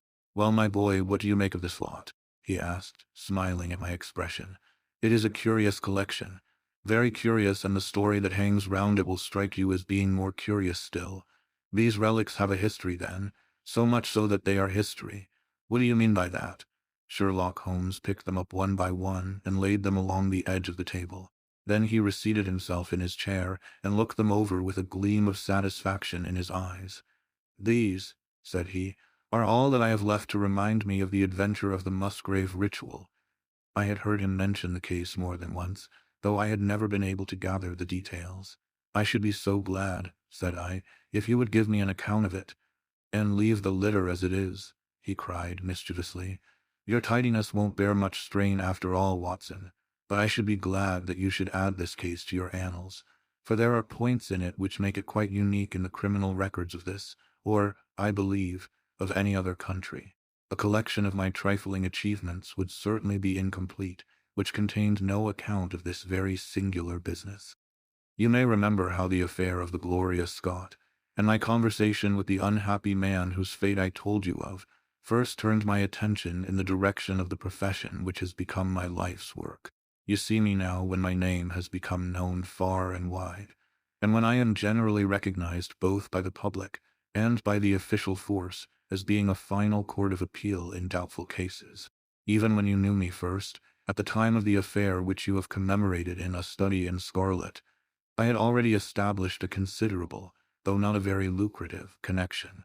You can hardly realize, then, how difficult I found it at first, and how long I had to wait before I succeeded in making any headway. When I first came up to London, I had rooms in Montague Street, just round the corner from the British Museum, and there I waited, filling in my too abundant leisure time by studying all those branches of science which might make me more efficient. Now and again cases came in my way, principally through the introduction of old fellow students, for during my last years at the university there was a good deal of talk there about myself and my methods. The third of these cases was that of the Musgrave Ritual, and it is to the interest which was aroused by that singular chain of events, and the large issues which proved to be at stake, that I trace my first stride towards the position which I now hold. Reginald Musgrave had been in the same college as myself, and I had some slight acquaintance with him. He was not generally popular among the undergraduates, though it always seemed to me that what was set down as pride was really an attempt to cover extreme natural diffidence. In appearance he was a man of exceedingly aristocratic type, thin, high-nosed, and large-eyed, with languid and yet courtly manners.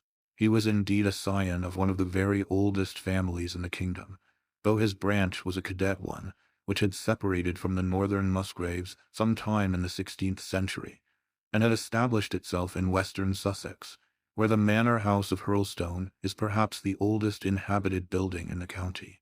Something of his birthplace seemed to cling to the man, and I never looked at his pale, keen face or the poise of his head without associating him with grey archways and mullioned windows and all the venerable wreckage of a feudal keep.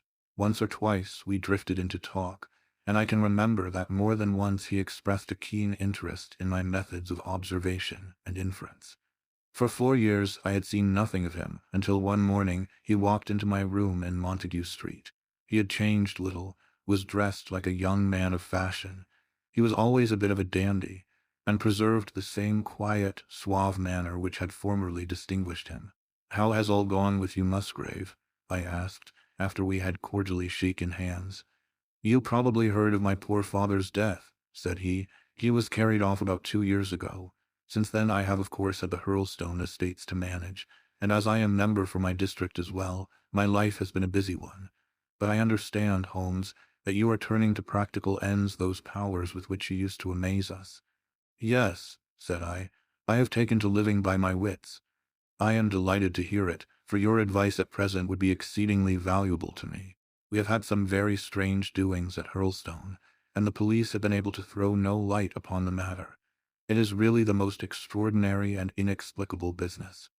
You can imagine with what eagerness I listened to him, Watson, for the very chance for which I had been panting during all those months of inaction seemed to have come within my reach. In my inmost heart I believed that I could succeed where others failed, and now I had the opportunity to test myself. "Pray, let me have the details," I cried. Reginald Musgrave sat down opposite to me and lit the cigarette which I had pushed towards him.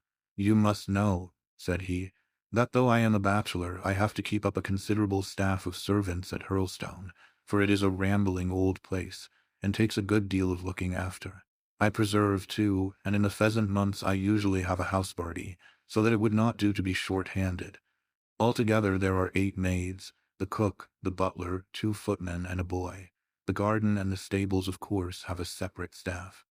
Of these servants, the one who had been longest in our service was Brunton the butler. He was a young schoolmaster out of place when he was first taken up by my father, but he was a man of great energy and character, and he soon became quite invaluable in the household. He was a well-grown, handsome man, with a splendid forehead, and though he has been with us for 20 years, he cannot be more than 40 now. With his personal advantages and his extraordinary gifts, for he can speak several languages and play nearly every musical instrument. It is wonderful that he should have been satisfied so long in such a position, but I suppose that he was comfortable and lacked energy to make any change. The butler of Hurlstone is always a thing that is remembered by all who visit us. But this paragon has one fault. He is a bit of a Don Juan, and you can imagine that for a man like him it is not a very difficult part to play in a quiet country district. When he was married it was all right, but since he has been a widower we have had no end of trouble with him.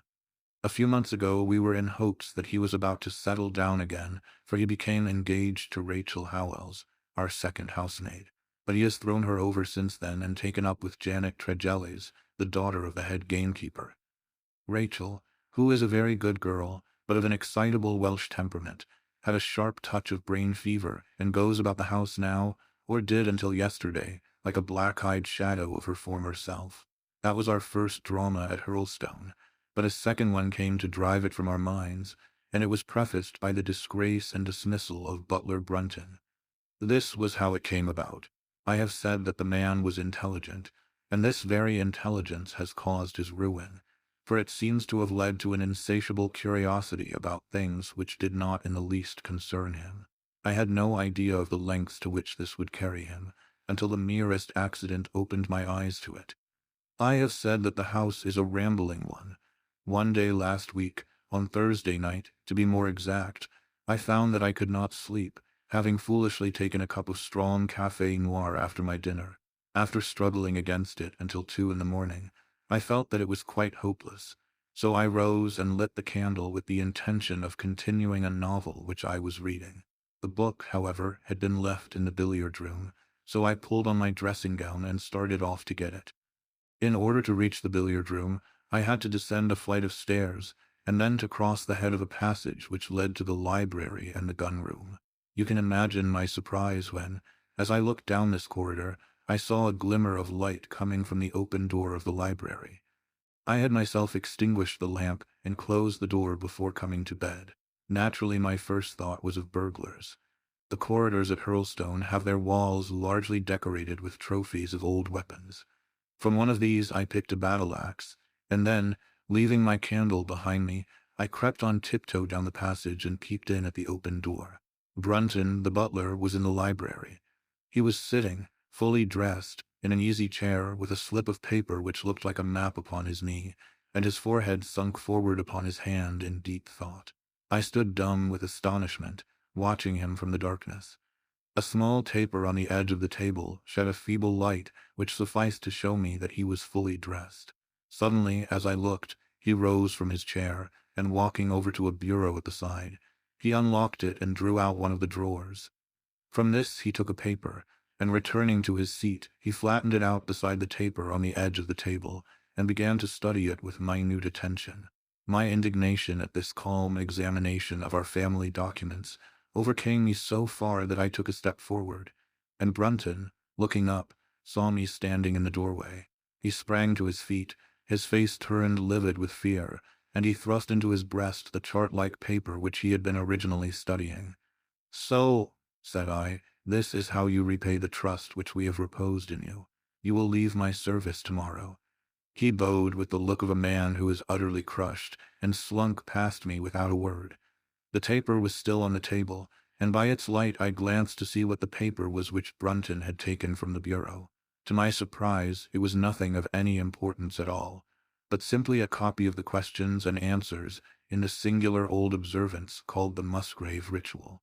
It is a sort of ceremony peculiar to our family, which each Musgrave for centuries past has gone through on his coming of age, a thing of private interest, and perhaps of some little importance to the archaeologist, like our own blazonings and charges, but of no practical use whatever. "We had better come back to the paper afterwards," said I. "If you think it really necessary," he answered, with some hesitation. To continue my statement, however, I relocked the bureau, using the key which Brunton had left, and I had turned to go when I was surprised to find that the butler had returned and was standing before me. "Mr. Musgrave, sir," he cried, in a voice which was hoarse with emotion. "I can't bear disgrace, sir. I've always been proud above my station in life, and disgrace would kill me. My blood will be on your head, sir. It will, indeed, if you drive me to despair. If you cannot keep me after what is past, then for God's sake let me give you notice and leave in a month, as if of my own free will. I could stand that, Mr. Musgrave, but not to be cast out before all the folk that I know so well." "You don't deserve much consideration, Brunton," I answered. "Your conduct has been most infamous. However, as you have been a long time in the family, I have no wish to bring public disgrace upon you. A month, however, is too long. Take yourself away in a week, and give what reason you like for going." "Only a week, sir," he cried, in a despairing voice. "A fortnight, say at least a fortnight." "A week," I repeated, "and you may consider yourself to have been very leniently dealt with." He crept away, his face sunk upon his breast, like a broken man, while I put out the light and returned to my room. For 2 days after this Brunton was most assiduous in his attention to his duties. I made no allusion to what had passed, and waited with some curiosity to see how he would cover his disgrace. On the third morning, however, he did not appear, as was his custom, after breakfast to receive my instructions for the day. As I left the dining room, I happened to meet Rachel Howells, the maid. I have told you that she had only recently recovered from an illness, and was looking so wretchedly pale and wan that I remonstrated with her for being at work. "You should be in bed," I said. "Come back to your duties when you are stronger." She looked at me with so strange an expression that I began to suspect that her brain was affected. "I am strong enough, Mr. Musgrave," said she. "We will see what the doctor says," I answered. "You must stop work now, and when you go downstairs just say that I wish to see Brunton." "The butler is gone," said she. "Gone? Gone where?" "He is gone. No one has seen him. He is not in his room." "Oh, yes, he is gone, he is gone." She fell back against the wall with shriek after shriek of laughter, while I, horrified at this sudden hysterical attack, rushed to the bell to summon help. The girl was taken to her room, still screaming and sobbing, while I made inquiries about Brunton. There was no doubt about it that he had disappeared. His bed had not been slept in. He had been seen by no one since he had retired to his room the night before, and yet it was difficult to see how he could have left the house, as both windows and doors were found to be fastened in the morning. His clothes, his watch, and even his money were in his room, but the black suit which he usually wore was missing. His slippers, too, were gone, but his boots were left behind. Where then could butler Brunton have gone in the night, and what could have become of him now? Of course we searched the house from cellar to garret, but there was no trace of him. It is, as I have said, a labyrinth of an old house, especially the original wing, which is now practically uninhabited. But we ransacked every room and cellar without discovering the least sign of the missing man. It was incredible to me that he could have gone away leaving all his property behind him, and yet where could he be? I called in the local police, but without success. Rain had fallen on the night before, and we examined the lawn and the paths all round the house, but in vain. Matters were in this state, when a new development quite drew our attention away from the original mystery. For 2 days Rachel Howells had been so ill, sometimes delirious, sometimes hysterical, that a nurse had been employed to sit up with her at night. On the third night after Brunton's disappearance, the nurse, finding her patient sleeping nicely, had dropped into a nap in the armchair, when she woke in the early morning to find the bed empty, the window open, and no signs of the invalid. I was instantly aroused, and with the 2 footmen, started off at once in search of the missing girl. It was not difficult to tell the direction which she had taken, for, starting from under her window, we could follow her footmarks easily across the lawn to the edge of the mere, where they vanished close to the gravel path which leads out of the grounds. The lake there is 8 feet deep, and you can imagine our feelings when we saw that the trail of the poor demented girl came to an end at the edge of it. Of course, we had the drags at once, and set to work to recover the remains, but no trace of the body could we find. On the other hand, we brought to the surface an object of a most unexpected kind. It was a linen bag, which contained within it a mass of old rusted and discolored metal and several dull-colored pieces of pebble or glass. This strange find was all that we could get from the mere, and, although we made every possible search and inquiry yesterday, we know nothing of the fate either of Rachel Howells or of Richard Brunton. The county police are at their wits' end, and I have come up to you as a last resource. You can imagine, Watson, with what eagerness I listened to this extraordinary sequence of events, and endeavored to piece them together, and to devise some common thread upon which they might all hang. The butler was gone. The maid was gone. The maid had loved the butler, but had afterwards had cause to hate him. She was of Welsh blood, fiery and passionate. She had been terribly excited immediately after his disappearance. She had flung into the lake a bag containing some curious contents. These were all factors which had to be taken into consideration, and yet none of them got quite to the heart of the matter. What was the starting point of this chain of events? There lay the end of this tangled line. "I must see that paper, Musgrave," said I, "which this butler of yours thought it worth his while to consult, even at the risk of the loss of his place." "It is rather an absurd business, this ritual of ours," he answered, "but it has at least the saving grace of antiquity to excuse it. I have a copy of the questions and answers here if you care to run your eye over them." He handed me the very paper which I have here, Watson, and this is the strange catechism to which each Musgrave had to submit when he came to man's estate. I will read you the questions and answers as they stand. Whose was it? His who is gone? Who shall have it?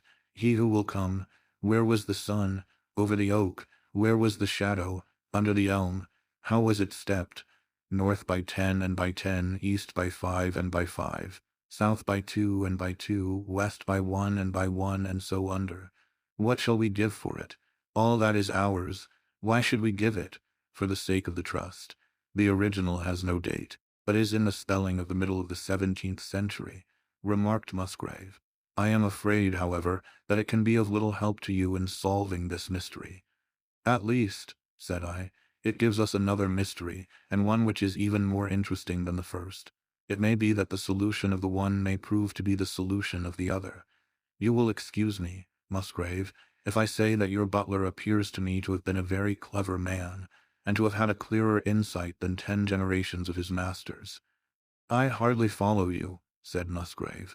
The paper seems to me to be of no practical importance, but to me it seems immensely practical, and I fancy that Brunton took the same view. He had probably seen it before that night on which you caught him. It is very possible. We took no pains to hide it. He simply wished, I should imagine, to refresh his memory upon that last occasion. He had, as I understand, some sort of map or chart which he was comparing with the manuscript, and which he thrust into his pocket when you appeared. That is true. But what could he have to do with this old family custom of ours, and what does this rigmarole mean? I don't think that we should have much difficulty in determining that, said I. With your permission, we will take the first train down to Sussex, and go a little more deeply into the matter upon the spot. The same afternoon saw us both at Hurlstone. Possibly you have seen pictures and read descriptions of the famous old building, so I will confine my account of it to saying that it is built in the shape of an L, the long arm being the more modern portion, and the shorter the ancient nucleus, from which the other had developed. Over the low, heavily linteled door in the center of this old part is chiseled the date, 1607, but experts are agreed that the beams and stonework are really much older than this. The enormously thick walls and tiny windows of this part had in the last century driven the family into building the new wing, and the old one was used now as a storehouse and a cellar, when it was used at all. A splendid park with fine old timber surrounds the house, and the lake, to which my client had referred, lay close to the avenue, about 200 yards from the building. I was already firmly convinced, Watson, that there were not three separate mysteries here, but one only, and that if I could read the Musgrave Ritual aright, I should hold in my hand the clue which would lead me to the truth concerning both the butler Brunton and the maid Howells. To that, then, I turned all my energies. Why should this servant be so anxious to master this old formula? Evidently because he saw something in it which had escaped all those generations of country squires, and from which he expected some personal advantage. What was it then, and how had it affected his fate? It was perfectly obvious to me, on reading the ritual, that the measurements must refer to some spot to which the rest of the document alluded, and that if we could find that spot, we should be in a fair way towards finding what the secret was which the old Musgraves had thought it necessary to embalm in so curious a fashion. There were two guides given us to start with, an oak and an elm. As to the oak, there could be no question at all. Right in front of the house, upon the left-hand side of the drive, there stood a patriarch among oaks, one of the most magnificent trees that I have ever seen. That was there when your ritual was drawn up, said I, as we drove past it. It was there at the Norman Conquest in all probability, he answered. It has a girth of 23 feet. Have you any old elms? I asked. There used to be a very old one over yonder, but it was struck by lightning 10 years ago, and we cut down the stump. You can see where it used to be. Oh, yes. There are no other elms, no old ones, but plenty of beeches. I should like to see where it grew. We had driven up in a dog-cart, and my client led me away at once, without our entering the house, to the scar on the lawn where the elm had stood. It was nearly midway between the oak and the house. My investigation seemed to be progressing. I suppose it is impossible to find out how high the elm was? I asked. I can give you it at once. It was 64 feet. How do you come to know it? I asked, in surprise. When my old tutor used to give me an exercise in trigonometry, it always took the shape of measuring heights. When I was a lad, I worked out every tree and building in the estate. This was an unexpected piece of luck. My data were coming more quickly than I could have reasonably hoped. Tell me, I asked, did your butler ever ask you such a question? Reginald Musgrave looked at me in astonishment. Now that you call it to my mind, he answered, Brunton did ask me about the height of the tree some months ago, in connection with some little argument with the groom. This was excellent news, Watson, for it showed me that I was on the right road. I looked up at the sun. It was low in the heavens, and I calculated that in less than an hour it would lie just above the topmost branches of the old oak. One condition mentioned in the ritual would then be fulfilled, and the shadow of the elm must mean the farther end of the shadow, otherwise the trunk would have been chosen as the guide. I had, then, to find where the far end of the shadow would fall when the sun was just clear of the oak. That must have been difficult, Holmes, when the elm was no longer there. Well, at least I knew that if Brunton could do it, I could also. Besides, there was no real difficulty. I went with Musgrave to his study and whittled myself this peg, to which I tied this long string with a knot at each yard. Then I took 2 lengths of a fishing rod, which came to just 6 feet, and I went back with my client to where the elm had been. The sun was just grazing the top of the oak. I fastened the rod on end, marked out the direction of the shadow, and measured it. It was 9 feet in length. Of course, the calculation now was a simple one. If a rod of 6 feet threw a shadow of 9, a tree of 64 feet would throw one of 96, and the line of the one would of course be the line of the other. I measured out the distance, which brought me almost to the wall of the house, and I thrust a peg into the spot. You can imagine my exultation, Watson, when within 2 inches of my peg I saw a conical depression in the ground. I knew that it was the mark made by Brunton in his measurements, and that I was still upon his trail. From this starting point I proceeded to step, having first taken the cardinal points by my pocket compass. 10 steps with each foot took me along parallel with the wall of the house, and again I marked my spot with a peg. Then I carefully paced off 5 to the east and 2 to the south. It brought me to the very threshold of the old door. 2 steps to the west meant now that I was to go 2 paces down the stone-flagged passage, and this was the place indicated by the ritual. Never have I felt such a cold chill of disappointment, Watson. For a moment it seemed to me that there must be some radical mistake in my calculations. The setting sun shone full upon the passage floor, and I could see that the old, foot-worn gray stones with which it was paved were firmly cemented together, and had certainly not been moved for many a long year. Brunton had not been at work here. I tapped upon the floor, but it sounded the same all over, and there was no sign of any crack or crevice. But fortunately, Musgrave, who had begun to appreciate the meaning of my proceedings, and who was now as excited as myself, took out his manuscript to check my calculation. "And under," he cried. "You have omitted the and under." I had thought that it meant that we were to dig, but now, of course, I saw at once that I was wrong. "There is a cellar under this, then?" I cried. "Yes, and as old as the house. Down here, through this door." We went down a winding stone stair, and my companion, striking a match, lit a large lantern which stood on a barrel in the corner. In an instant it was obvious that we had at last come upon the true place, and that we had not been the only people to visit the spot recently. It had been used for the storage of wood, but the billets, which had evidently been littered over the floor, were now piled at the sides, so as to leave a clear space in the middle. In this space lay a large and heavy flagstone with a rusted iron ring in the center to which a thick shepherd's check muffler was attached. "By Jove!" cried my client. "That's Brunton's muffler. I have seen it on him and could swear to it. What has the villain been doing here?" At my suggestion, a couple of the county police were summoned to be present, and I then endeavored to raise the stone by pulling on the cravat. I could only move it slightly, and it was with the aid of one of the constables that I succeeded at last in carrying it to one side. A black hole yawned beneath into which we all peered, while Musgrave, kneeling at the side, pushed down the lantern.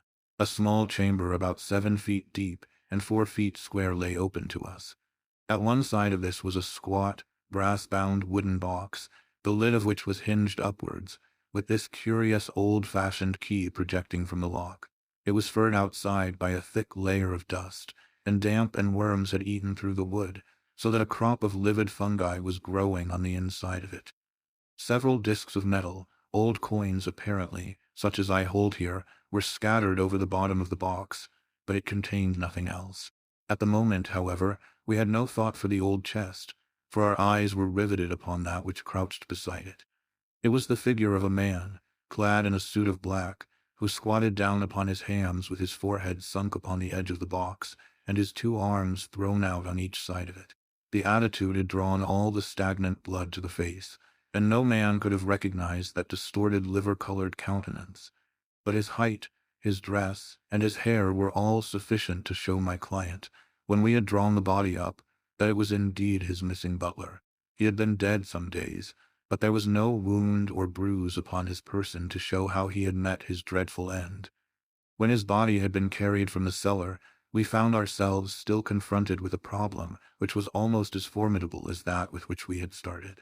I confess that so far, Watson, I had been disappointed in my investigation. I had reckoned upon solving the matter when once I had found the place referred to in the ritual, but now I was there, and was apparently as far as ever from knowing what it was which the family had concealed with such elaborate precautions. It is true that I had thrown a light upon the fate of Brunton, But now I had to ascertain how that fate had come upon him, and what part had been played in the matter by the woman who had disappeared. I sat down upon a keg in the corner and thought the whole matter carefully over. You know my methods in such cases, Watson. I put myself in the man's place, and having first gauged his intelligence, I try to imagine how I should myself have proceeded under the same circumstances.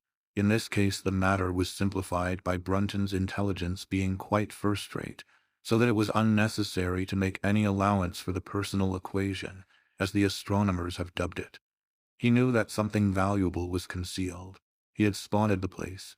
He found that the stone which covered it was just too heavy for a man to move unaided. What would he do next? He could not get help from outside, even if he had someone whom he could trust, without the unbarring of doors and considerable risk of detection. It was better, if he could, to have his helpmate inside the house. But whom could he ask? This girl had been devoted to him. A man always finds it hard to realize that he may have finally lost a woman's love, however badly he may have treated her. He would try by a few attentions to make his peace with the girl Howells, and then would engage her as his accomplice. Together they would come at night to the cellar, and their united force would suffice to raise the stone. So far I could follow their actions as if I had actually seen them. But for two of them, and one a woman, it must have been heavy work, the raising of that stone. A burly Sussex policeman, and I had found it no light job. What would they do to assist them? Probably what I should have done myself. I rose and examined carefully the different billets of wood which were scattered round the floor. Almost at once I came upon what I expected. One piece, about 3 feet in length, had a very marked indentation at one end, while several were flattened at the sides as if they had been compressed by some considerable weight.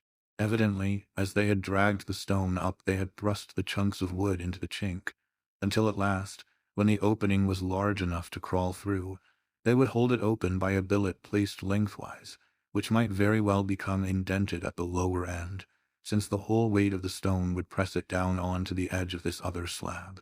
So far I was still on safe ground. And now how was I to proceed to reconstruct this midnight drama? Clearly, only one could fit into the hole, and that one was Brunton. The girl must have waited above. Brunton then unlocked the box, handed up the contents presumably, since they were not to be found. And then what happened? What smoldering fire of vengeance had suddenly sprung into flame in this passionate Celtic woman's soul when she saw the man who had wronged her, perhaps, far more than we suspected, in her power? Was it a chance that the wood had slipped, and that the stone had shut Brunton into what had become his sepulchre? Had she only been guilty of silence as to his fate, or had some sudden blow from her hand dashed the support away and sent the slab crashing down into its place? Be that as it might, I seemed to see that woman's figure still clutching at her treasure trove, and flying wildly up the winding stair, with her ears ringing perhaps with the muffled screams from behind her, and with the drumming of frenzied hands against the slab of stone which was choking her faithless lover's life out. Here was the secret of her blanched face, her shaken nerves, her peals of hysterical laughter on the next morning. But what had been in the box? What had she done with that? Of course, it must have been the old metal and pebbles which my client had dragged from the mere. She had thrown them in there at the first opportunity to remove the last trace of her crime. For 20 minutes I had sat motionless, thinking the matter out. Musgrave still stood with a very pale face, swinging his lantern and peering down into the hole. "These are coins of Charles I," said he, holding out the few which had been in the box. "You see we were right in fixing our date for the ritual." "We may find something else of Charles I," I cried, as the probable meaning of the first 2 questions of the ritual broke suddenly upon me. "Let me see the contents of the bag which you fished from the mere." We ascended to his study, and he laid the debris before me. I could understand his regarding it as of small importance when I looked at it, for the metal was almost black and the stones lustreless and dull. I rubbed one of them on my sleeve, however, and it glowed afterwards like a spark in the dark hollow of my hand. The metal work was in the form of a double ring, but it had been bent and twisted out of its original shape. "You must bear in mind," said I, "that the royal party made head in England even after the death of the king, and that when they at last fled they probably left many of their most precious possessions buried behind them, with the intention of returning for them in more peaceful times." "My ancestor," Sir Ralph Musgrave, was a prominent cavalier and the right-hand man of Charles II in his wanderings," said my friend. "Ah, indeed," I answered. "Well now, I think that really should give us the last link that we wanted. I must congratulate you on coming into the possession, though in rather a tragic manner, of a relic which is of great intrinsic value, but of even greater importance as an historical curiosity." "What is it, then?" he gasped in astonishment. "It is nothing less than the ancient crown of the kings of England." "The crown? Precisely. Consider what the ritual says. How does it run? Whose was it? His who is gone. That was after the execution of Charles. Then who shall have it? He who will come. That was Charles II, whose advent was already foreseen. There can, I think, be no doubt that this battered and shapeless diadem once encircled the brows of the royal Stuarts. And how came it in the pond? Ah, that is a question that will take some time to answer." And with that I sketched out to him the whole long chain of surmise and of proof which I had constructed. The twilight had closed in, and the moon was shining brightly in the sky before my narrative was finished. "And how was it then that Charles did not get his crown when he returned?" asked Musgrave, pushing back the relic into its linen bag. "Ah, there you lay your finger upon the one point which we shall probably never be able to clear up. It is likely that the Musgrave who held the secret died in the interval, and by some oversight left this guide to his descendant without explaining the meaning of it. From that day to this, it has been handed down from father to son, until at last it came within reach of a man who tore its secret out of it and lost his life in the venture. And that's the story of the Musgrave Ritual, Watson. They have the crown down at Hurlstone, though they had some legal bother and a considerable sum to pay before they were allowed to retain it. I am sure that if you mentioned my name, they would be happy to show it to you. Of the woman nothing was ever heard, and the probability is that she got away out of England and carried herself and the memory of her crime to some land beyond the seas.